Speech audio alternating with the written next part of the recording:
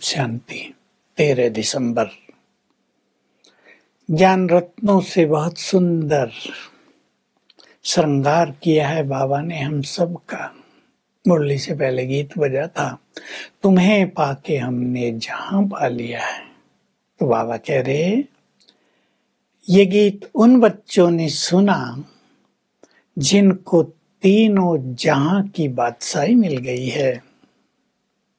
बहुत नशा चढ़ा रहे बाबा, मैं तुम्हें ऐसी बादशाही देता हूँ स्वर्ग की, उस बादशाही को तुमसे कोई छीन ही नहीं सकता। वहां कोई तूफान नहीं होंगे, उपद्रव नहीं होंगे, तुम बहुत सुखों में रहेंगे। लोग तो कह देते हैं मालिक है वो तो। अब मालिक तुम बच्चों को वर्षा तो देगा ना। दुनिया वाले ये नहीं जानते कि मालिक है कैसा, उसका नाम रूप क्या है। अब वो वर्षा देने आएगा, मालिक है तो तुम्हें उसका बच्चा बनना पड़ेगा। बाप की सारी मिल्कियत बच्चों को ही मिलती है ना, बच्चों की मिल्कियत बाप को नहीं। बच्चे ने जन्म लिया और वारिस पैदा हुआ, यही माना जाता है। तो तुम भी मेरे बच्चे बनते हो, अब तुम मेरी गोद में आ गए हो। 2 युग तुम आसुरी गोद में रहे हो और अब जाओगे दैवी गोद में। मैं तुम्हें राजाई देने आया हूँ, उसके लिए तुम्हें श्रीमत दे रहा हूँ। तुम मेरी श्रीमत पर चलते रहो। श्रीमत है राजयोग और ज्ञान की।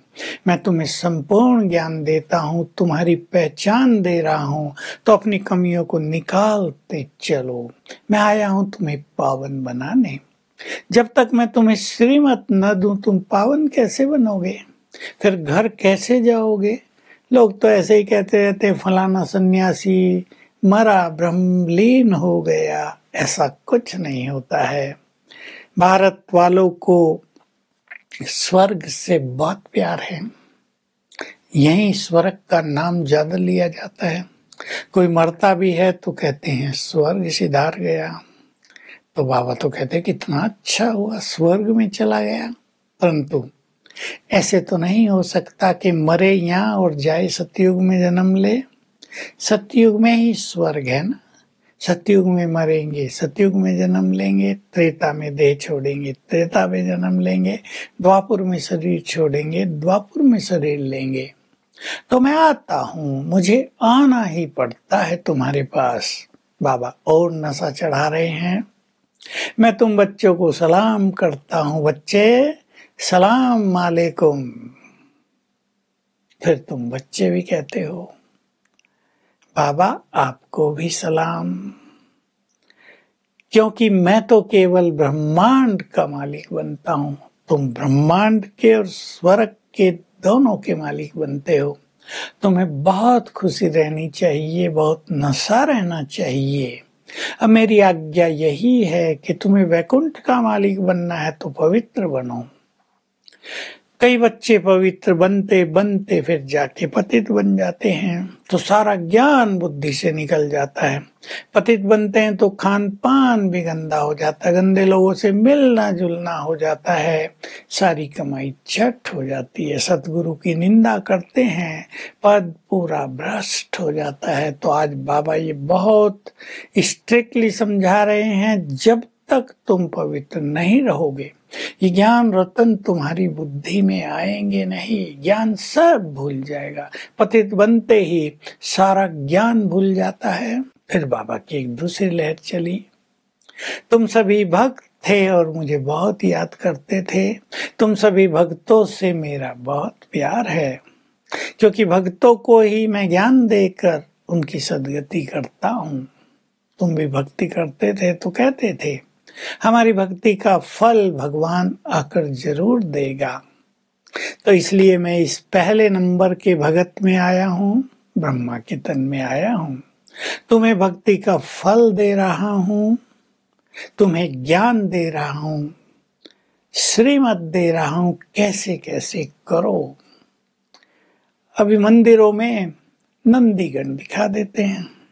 अब मैं ज्ञान का सागर बैल में प्रवेश करके तुम्हें ज्ञान कैसे दूंगा? ये तो हो ही नहीं सकता। मैं तो इस ब्रह्मा के तन में आता हूँ, भक्ति में तो क्या क्या कहानियां लिख दी गई हैं।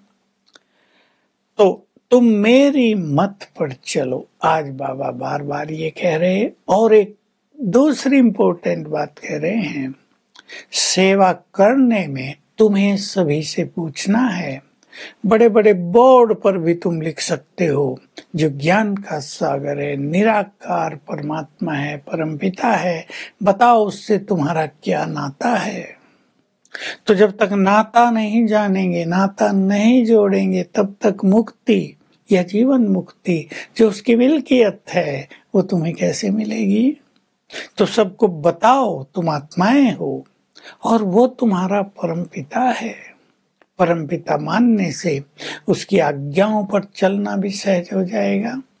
तो उसको अपना परमपिता मानो और जानो। बाबा कह रहे हैं, मैं तुम्हारी निष्काम सेवा करने आया हूँ। तुम्हें पावन बनाकर घर ले जाऊंगा, फिर सुखधाम में भेज दूंगा। बस तुम्हें पावन बनना है। तुम दूसरों से पूछ सकते हो, लक्ष्मी नारायण जो विश्व के महाराजन थे, इन्होंने ये पद कैसे पाया। मेरी श्रीमत पर चलकर, सबसे ज्यादा श्रीमत पर चली श्री कृष्ण की आत्मा, उसने इतना उच्च पद पा लिया कि अपने माँ बाप से भी ऊंचा पद मिल गया। तुम्हें श्रेष्ठ पुरुषार्थ करना है। कई बांधेलियां बच्ची पूछती हैं, बाबा हमारे बंधन कब छूटेंगे। बाबा कहते हैं, बच्चे टाइम पे ही छूटेंगे, इसमें बाबा कुछ नहीं करता है। एक बंधन छूट जाएगा, फिर तुम्हें मोह का दूसरा बंधन लग जाएगा। बच्चों में मोह, पति में मोह, कईयों का तो बंधन छूटने के बाद और ज्यादा मोह पड़ जाता है। और मोह भी योग लगाने नहीं देगा, बाबा से श्रेष्ठ अधिकार लेने नहीं देगा। इसलिए तुम्हें अपनी कमियों को निकालते चलना है, निर्मोही बनना है और सबको बाबा का मैसेज देना है। आज का वरदान है, बाप दादा के साथ का अनुभव करके माया को दूर से मूर्छित करने वाले माया जीत जगत जीत भाव। जैसे बाप से तुम्हारा बहुत स्नेह है, वैसे ही उसको अपना साथी भी बनाओ।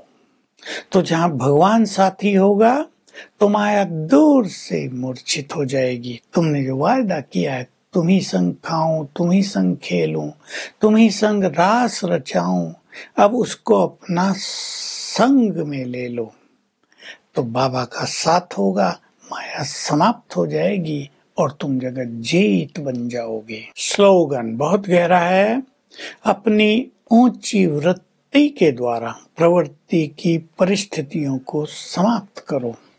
आज हम सभी अपने भविष्य स्वरूप के बहुत अच्छे नशे में रहेंगे। स्वयं भगवान हमें नमस्ते करता है, सलाम करता है। इस बात को बार बार याद करेंगे और अभ्यास करेंगे।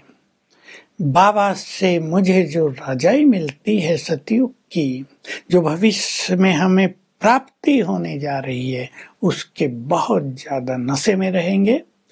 तो बाबा और उसका वर्षा दोनों को याद रखने से सारा दिन खुशी में व्यतीत होगा। Om Shanti. To watch Peace of Mind channel videos on YouTube, subscribe us on youtube.com/tvpeaceofmind. Just a click for a peaceful life.